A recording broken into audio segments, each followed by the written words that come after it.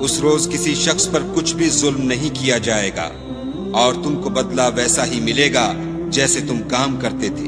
اہل جنت اس روز عیش و نشاط کے مشغلے میں ہوں گے، وہ بھی اور ان کی بیویاں بھی سایوں میں تختوں پر تکیے لگائے بیٹھے ہوں گے۔ وہاں ان کے لیے بیوے اور جو چاہیں گے موجود ہوگا۔ پروردگار مہربان کی طرف سے سلام کہا جائے گا، اور گناہ گارو تم آج الگ ہو جاؤ۔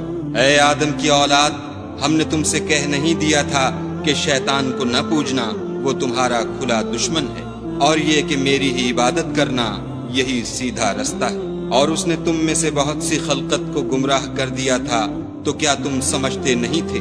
یہی وہ جہنم ہے جس کی تمہیں خبر دی جاتی تھی۔